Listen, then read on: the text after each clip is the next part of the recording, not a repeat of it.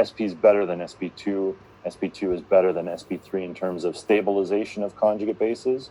Therefore, that translates into a stronger acid, weakest acid.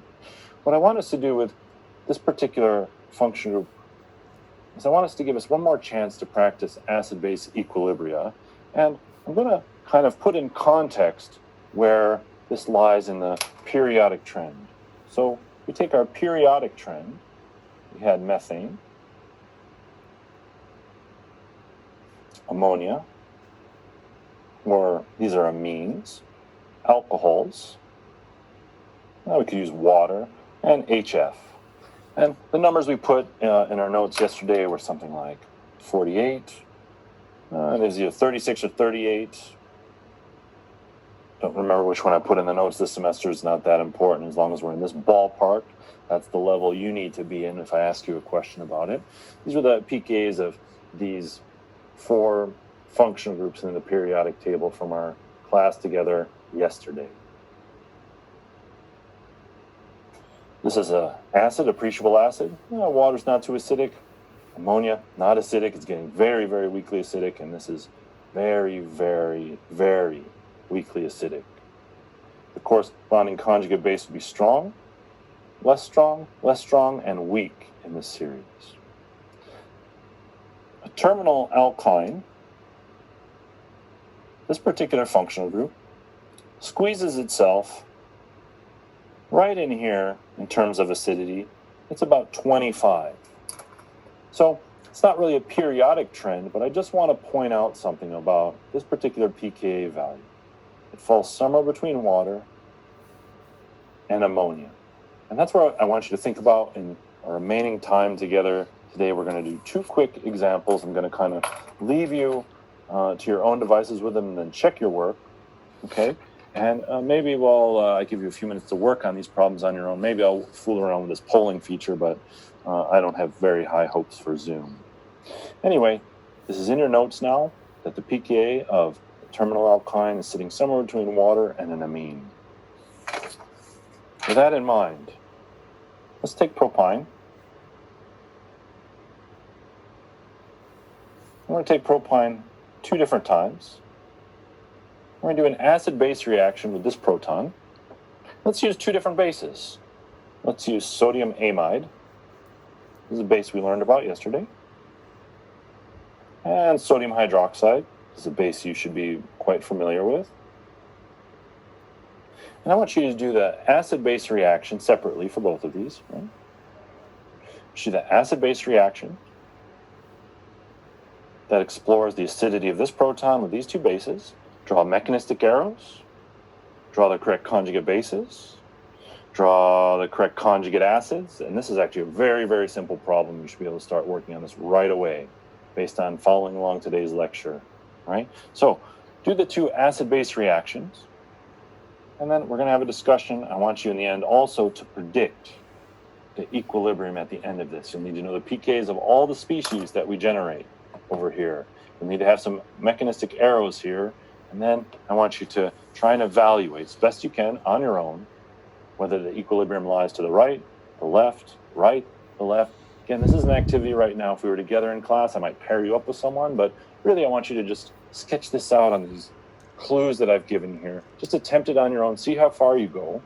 And when I put the answer on, it's a means to check where you're at. Are you meeting expectations? Are you following along? Or just does it mean that you're not quite ready and you need more study on your own? Okay? No judgment here, but this is a very special opportunity for you to figure out where you are. Spend about another minute on this, okay?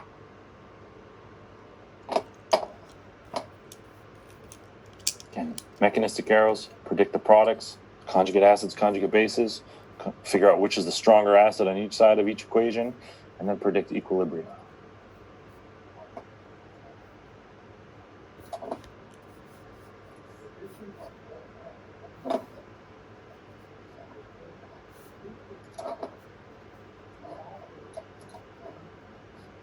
I did click on the poll feature, and it is a hot mess. We're not doing that. It took me back to some crazy web page. Anyway, keep working. then you're going to, it's no point in waiting for me. You should try something right now. Of course, I'm going to give you the answer, but you're missing an opportunity if you're not drawing right now. Arrows, conjugate bases. If we were live, I'd be walking around the room over your shoulder, talking to you. If you were raising your hand, I'd be coming to help you, but we don't have that luxury right now. But if you're putting in your effort that I expect from you, you should be able to start drawing arrows, conjugate bases, conjugate acids, something you should be able to do, make some progress on this, and then ultimately make some predictions here and here. I think you've waited patiently enough, so I'm going to start drawing arrows here, but this is our base. We start from the pair of electrons here that we're going to use to form a new covalent bond with an acidic proton. This proton is the easiest to pluck off because this definitely is much more acidic than this one. We're going to make a new bond between nitrogen and hydrogen. Hydrogen doesn't want two bonds. This bond is going to break.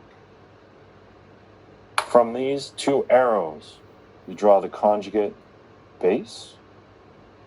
These two arrows explain that this terminal alkyne is missing its proton and then two electrons get given back to carbon. That's how we draw it. This is a base. We're going to draw its conjugate acid. The mechanistic arrows help us understand how nitrogen has two hydrogens, now it has three. One of these pairs of electrons is used to form a new covalent bond. Let's say it's this one right here. So that's this pair. Activity is the same. Not going to narrate it this time. Should be just as easy to follow. You should have come up with the same exact conjugate base, which is actually the point of this exercise. But we have a different conjugate acid, in this case, water. And so we need to identify now all our acids and bases. From the last slide that we worked on, pK of, this is about 25. pK of water is about 16. pK of amide, or ammonia, it's somewhere in the 30s. I think it's 36 from our last class. With all these numbers that you should have at your disposal, we should be able to predict right away that this is the stronger acid. This reaction, we write it on paper, it works fine, but this is an equilibrium process. We form these things, and then the reaction figures out for itself what it's going to do. And at the end, it figures out, well, this is the stronger acid. This is the weaker acid.